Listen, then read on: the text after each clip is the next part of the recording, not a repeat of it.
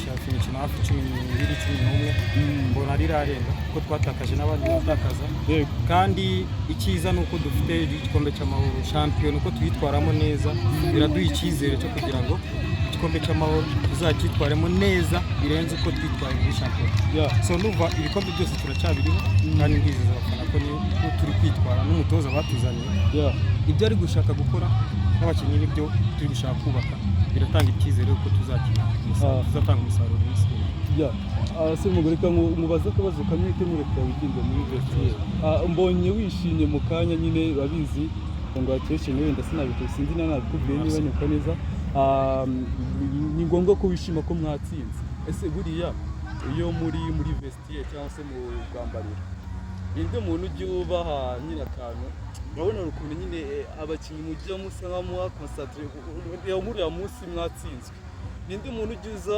akabatusha gato akabendereza agashyira akantu kabasetsa muri makeya nyine gatuma nyine mujya muri mood mukongera mukaba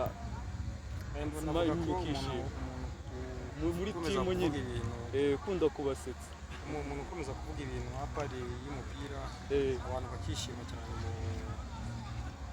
yaba muri vestiaire cyangwa usa twacumbitse muri camp navuga ko ari nka mitima cyangwa Kevin n'abantu niyo bakunda kubashobora gushotora bakabona ko abantu bagiye muri mood kugira ngo tekereze neza abakinnyi biyibonamo so nibo babumva bakunda kubaderanja ari byiza muri societe abantu baraba bakeneye cyane reka tukuri ko rero wigendere mu rwambariro kandi urakoze interview yawe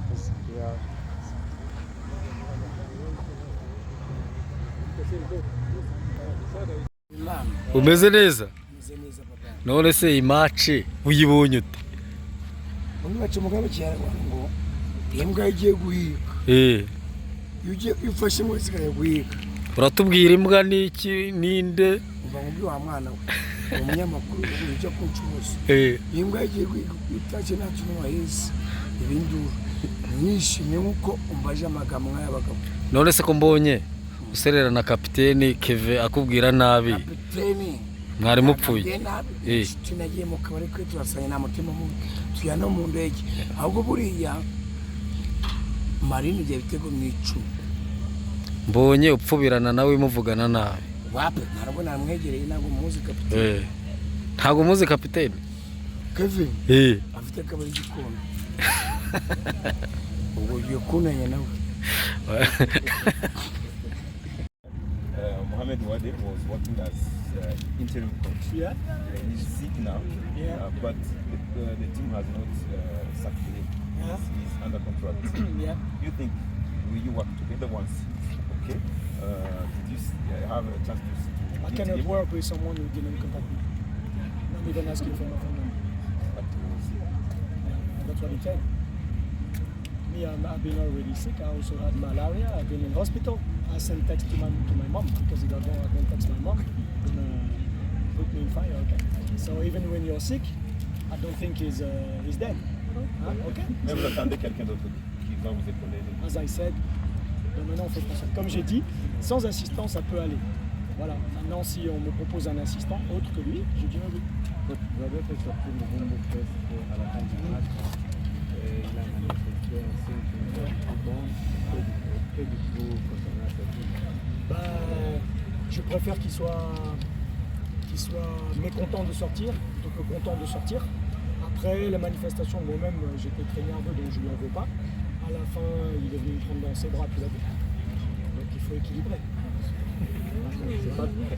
Mais je pense qu'il n'a pas l'habitude de sortir à la fin. Mais moi je manage 30 joueurs. Donc souvent quand un joueur fait un très très bon match, c'est le cas avec Bale, c'est le cas avec Arsène, je donne du temps à d'autres. C'est pas que je les sors, c'est que je fais entrer d'autres. C'est vrai que pour les joueurs c'est difficile à comprendre ça. Mais aussi on joue mercredi. Je pense que nous avons la phrase toujours en français, lorsque vous dites que mieux, donc ça va dire que c'est la phrase qui continue de jouer. Donc il n'y a pas vraiment, ça ne va pas j'aime pas un joueur en cours de sortir et sinon que les gens ici ne peuvent pas professionnels. Non, pour moi c'est professionnel, c'est pas grave. Il m'a pas insulté, il m'a pas tapé. Voilà. Et il n'avait pas envie de faire un câlin tout de suite. Voilà, c'est normal. Voilà. Merci. C'est bon?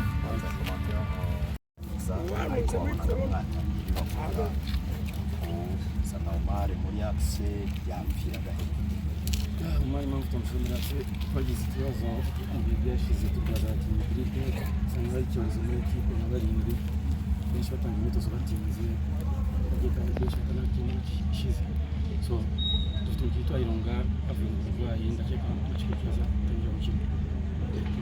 hari aho wahamagaye umukinnyi wawe Musa Umukase tubona arakurikira inyuma yaho tubona arakurikira Rugumba hagiye hose no kuri bench imbere yawe baje ahantu hose yajyaga ni amabwiriza wari umubwiye ashaka gukina gute Musa n'umukinnyi mwiza bibaho cyane ari igihe umukinnyi ashobora kumva ko agomba gufata umukinnyi bikansa hagiye hose akamukurikira ariko Rugumba n'umukinnyi mwiza utagomba guha umwanya wo gukina kuko umukino wa Rayon Sports ushingira kuri Rugumba kenshi. Kocha wabigeze uyu munsi wa